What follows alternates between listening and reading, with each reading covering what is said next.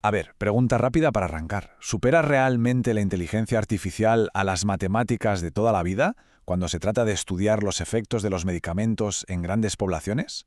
Es sin duda el gran debate que está ahora mismo en la mente de investigadores y médicos de medio mundo. Por eso, en el análisis de hoy vamos a desgranar una revisión sistemática exhaustiva que pone a prueba exactamente esta cuestión. Vamos a ir directamente a los datos, a las fuentes científicas, para ver qué método gana de verdad cuando lo que hay en juego son vidas humanas. La verdad es que me encanta plantear este tema, porque podemos enfocar este análisis como si fuera un verdadero combate de boxeo. Por un lado tenemos al nuevo aspirante de los pesos pesados, la inteligencia artificial, con sus algoritmos ultramodernos y esa capacidad brutal para procesar datos masivos. Y en la otra esquina el campeón invicto, la estadística tradicional, que lleva décadas siendo el estándar de oro absoluto en la medicina. Lo que queremos descubrir hoy de forma totalmente objetiva es si todo este bombo y platillo que rodea el aprendizaje automático se traduce a la hora de la verdad en mejores predicciones médicas. Pero bueno, antes de que suene la campana, vamos a definir brevemente el terreno de juego. Hablamos de la farmacoepidemiología. Suena complejo, pero básicamente es la rama de la ciencia que estudia cómo usamos los fármacos y qué efectos, tanto los buenos como los malos, tienen a gran escala. Aquí es donde se toman decisiones verdaderamente críticas, como calcular la dosis exacta que necesita una persona o anticipar si un medicamento le va a sentar fatal. En este nivel, la precisión no es que sea un capricho académico, que va, es una necesidad clínica absoluta. Bueno, pues esta es nuestra hoja de ruta para hoy. Primero veremos el cara a cara de IA contra métodos tradicionales, luego pasaremos al diseño del estudio, revelaremos el marcador final, analizaremos sus aplicaciones en el mundo real y cerraremos con las perspectivas de futuro. ¡Vamos a ello! Sección 1. IA contra métodos tradicionales. El enfrentamiento directo.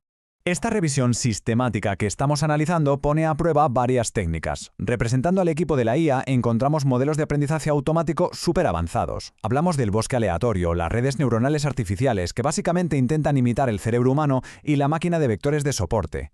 Enfrente, plantándoles cara, tenemos los métodos clásicos de toda la vida, la regresión logística y la regresión lineal.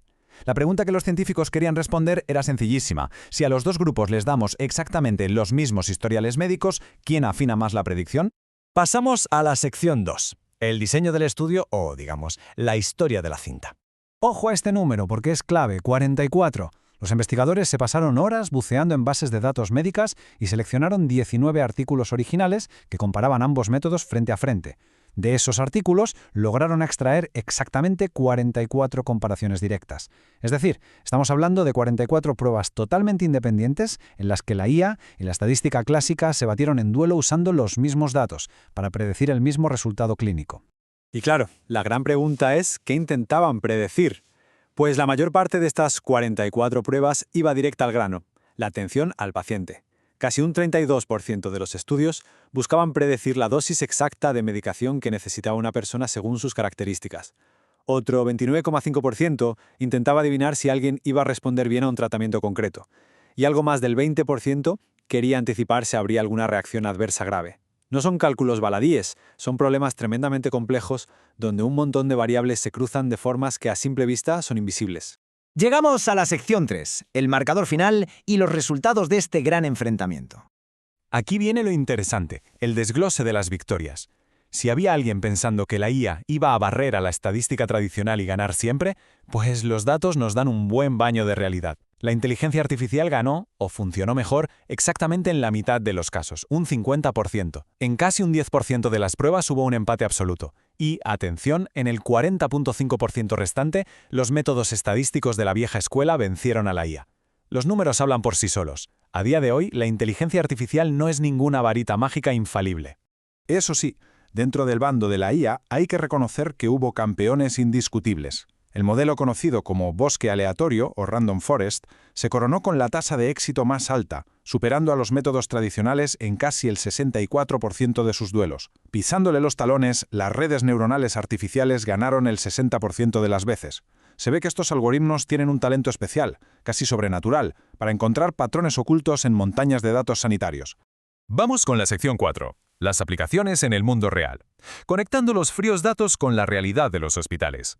Para que nos hagamos una idea, la literatura científica nos deja ejemplos súper concretos de estos duelos. Por ejemplo, a la hora de predecir la dosis de warfarina, un anticoagulante que te puede dar un susto tremendo si te equivocas de cantidad, las redes neuronales se midieron con la regresión lineal.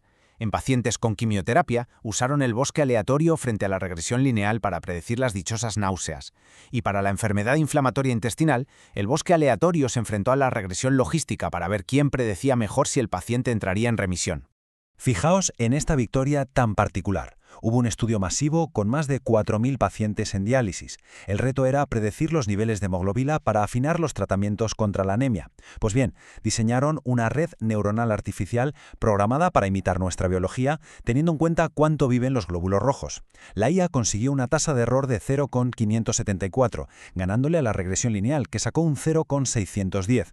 Fue una victoria técnica, sí, pero si miramos los números, oye, fue por la mínima, un margen estrechísimo. Ahora bien, en otros casos la victoria fue literalmente por goleada.